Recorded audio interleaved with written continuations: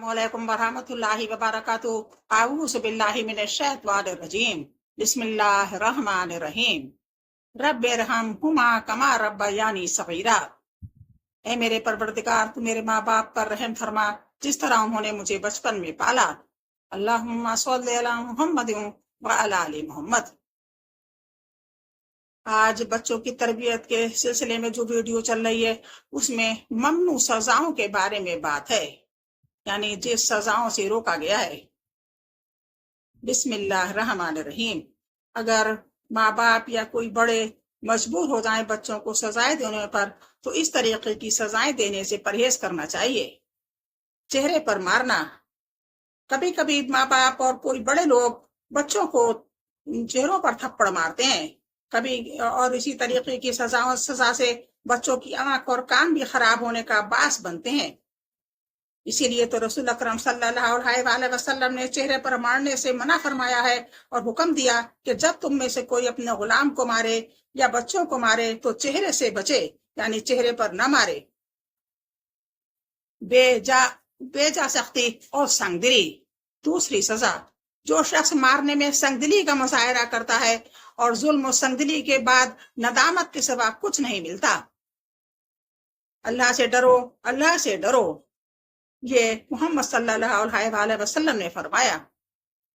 रसूल अकरम सल्लल्लाहु अलैहि वसल्लम ने फरमाया, जो शख्स नरमी से महरूम कर दिया गया वो हर तरह की खैर और भलाई से महरूम कर दिया गया। रसूल अकरम सल्लल्लाहु अलैहि वसल्लम ने ये भी फरमाया, जिस चीज में भी नरमी होती है वो इसे मुज़य्यन, खूबसूरत, आरास्ता और जीनत वाला बना देती है, और जिस चीज से भी नरमी निकाल ली जाती है वो उसे ऐब वाला बना देती है। यानी इस तरीके की अगर हम बेजा सख्ती और संगदिली का मुजाहरा करेंगे तो वो ऐब वाला बन जाए, बच्चा बनने की उम्मीद ज्यादा होगी। नंबर 3, बदकलामी। बड़ों को या माँ बाप को चाहिए कि ऐसे अल्फाज इस्तेमाल ना करें जो दिलों में तीर की तरह चुभने वाले हों और नफरत और इनहराफ का बास बने। बड़ों को चाहिए कि खबीस, लानती, मखजूब, बेईमान, पलीद जैसे शब्दों से या अल्फाजों से मुखातिब नहीं करना चाहिए बच्चों को या जिनकी तरबियत की जा रही है। इसके ये सख्त और अल्फाज गैर महसूस तरीके से बच्चों के जहनों में बैठ जाते हैं और वो निजी मजलिसों में अपने साथी के साथ अगर उलझ पड़े तो वो भी यही अल्फाज इस्तेमाल करते हैं, और घर में भाई बहनों के साथ भी इसी तरह मुखातिब होते हैं, और इसका जिम्मेदार वही माँ बाप या तरबियत करने वाले होते हैं। चूंकि इन बुरे अल्फाज का इस्तेमाल आम करने का बास ये तरबियत करने वाले बनते हैं। इस सही हदीस की इज्जत में आता है, रसूल अकरम सल्लल्लाहु अलैहि वसल्लम ने फरमाया, और जो शख्स इस्लाम में कोई बुरा तरीका जारी करे तो इस पर उसका अपना गुनाह भी है और हर उस शख्स का गुनाह भी उस पर आयद होगा जो इसके बाद इस बुरे तरीके पर अमल करेगा, और उनके गुनाहों में भी कोई कमी नहीं आएगी। यानी बच्चे भी अगर बाद में यही सजाएं दूसरों को देते हैं तो इस सजा का भी गुनाह उनको पड़ेगा। नंबर 4, गैज़ो गजब की हालत में मारना।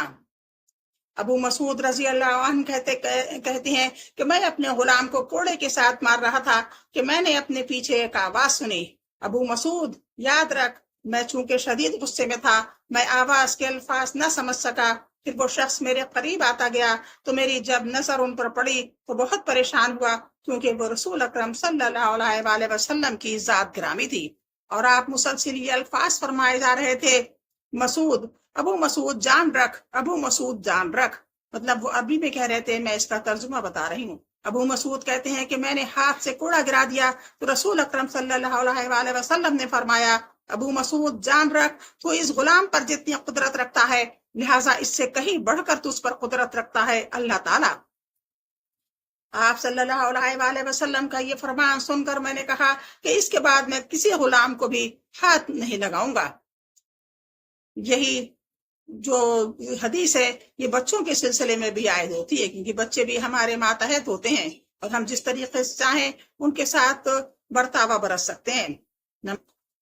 अक्सर बच्चों को लोग पांव से ठोकर लगाते हैं और मारते हैं, जिस तरह फुटबॉल को ठोकर लगाते हैं, और बसा औकात पांव किसी ऐसी नाजुक जगह पर लगता है जिससे उनकी जिंदगी जाया कर देता है اور وہ ذمہ دار ٹھہرتے ہیں وہ لوگ جنہوں نے ایسا کیا، اور پھر شرمندگی کا منہ انہیں دیکھنا پڑتا ہے۔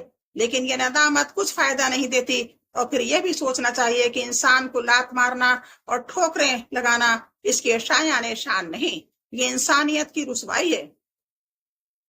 نمبر 6، سخت غضب اور غصہ۔ اچھے ماں باپ اپنے اعصاب پر کنٹرول کرتے ہیں، انہیں چاہیے کہ اپنے اوپر مکمل کنٹرول رکھیں اور بچوں کی فطرت اور ان کے بچپن کی خصوصیات سے واقف رہیں، تاکہ اگر بچوں سے اپنی فطرت کی بنا پر کوئی غلطی ہو تو ان کو معذور سمجھیں۔ سب سے بڑے معلم و مربی محمد صلی اللہ علیہ وسلم نے فرمایا، بہادر وہ نہیں جو کشتی کر کے کسی کو پچھاڑ دے، بلکہ بہادر شخص وہ ہے جو غصے کے وقت اپنے آپ پر کنٹرول کر لے۔ بخاری مسلم۔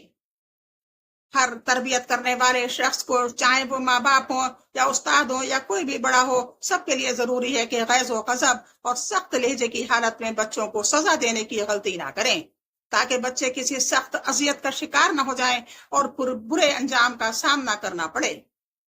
کچھ لوگ نہایت غصے کی حالت میں بچوں کو سزا دیتے ہیں اور ساتھ ساتھ گالیاں بھی نکالتے ہیں، حتیٰ کہ ان کو کافر تک بھی کہہ دیتے ہیں۔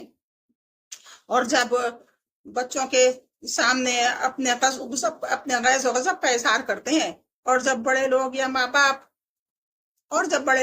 باپ بچوں کے سامنے اپنے غصے کا اظہار کرتے ہیں اور اس